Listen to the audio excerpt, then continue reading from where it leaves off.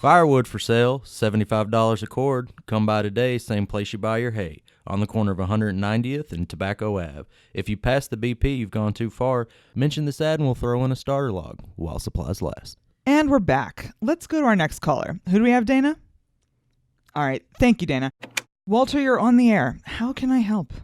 Well, yes, thanks for taking my call. I'm having some marital problems. The intimacy between my wife and myself has dwindled in the past few months.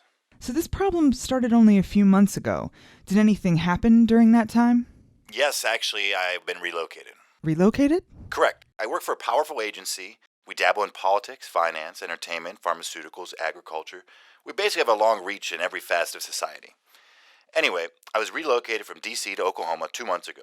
Long story short, there was a bit of a snafu, and the top brass pinned it all on me. So we were banished. Interesting. You know, sometimes big changes can dull a relationship. It's only natural that these changes have had an impact on you and your wife. I guess, it's just... My wife used to be so rambunctious and energetic. She used to seduce me. When she shed her skin, she would do so in a way that drove me crazy, letting it all fall off from her shoulders, just so. Since the move, there's been none of that. I see. Have you talked to her about this? Things have gotten so rigid between us, I feel like I can't. If you don't mind, can you walk me through your nightly routine? Sure. Usually we'll both unzip. She'll moisturize her scales. A spritz here, a spritz there. I'll hit the bathroom one last time. Then we'll turn on her heat lamps and go to bed. On the off chance she's in the mood, we'll lock tails. But it tends to feel more like a chore than something we both enjoy. And if I may, you seem to be some kind of crypto-charismatic megafauna of some variety. Is this a fair assumption? Yes, we're reptoids. A layman would call us lizard people. Oh, of course. Well, it's common when we have issues with our marriage that we blame our partners. Have you taken any time to self-reflect? How have you changed since the move? I've been really stressed at work.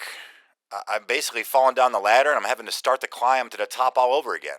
Is it possible that this stress has thrown a wrench in your sex life? It's possible. I'm not saying my wife deserves all the blame.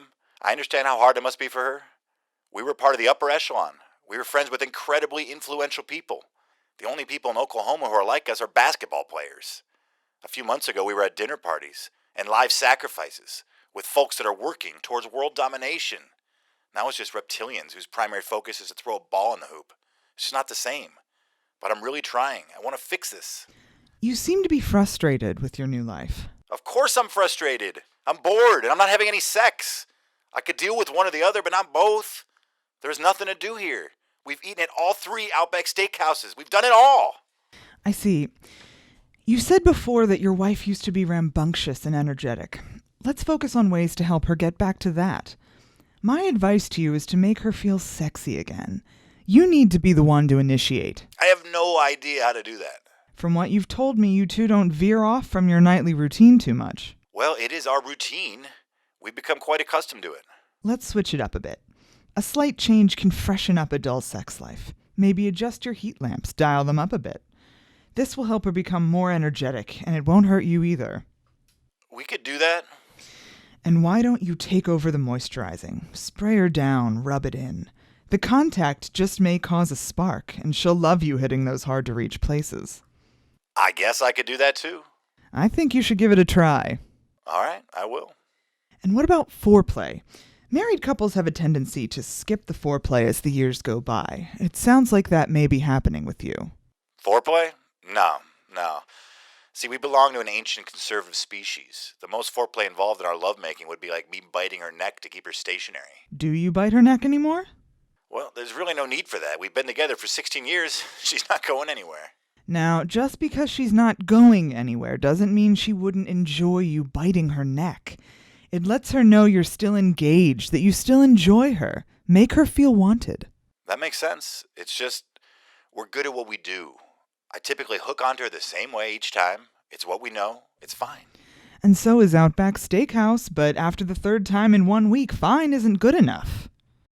You're right. Let me ask you something else. Is there an activity that you both enjoy doing together? Well, when we were younger, we would hunt together. We would run down different livestock, cows, chickens, goats. I remember this one particular night of hunting, we chased down a bull. The two of us made such a good pair. We were so young. There's plenty of livestock in Oklahoma. You're right. We could make it a game. That could be fun. She's just as bored as you are. Make her feel young again. Try to take the negatives from your recent move and turn them into something fun you both could do. The most important thing you can do is talk to your partner. You need to communicate. You never know, she may have some ideas to make it better too. Thank you. You've actually been incredibly helpful. My pleasure. Thank you for calling in and good luck.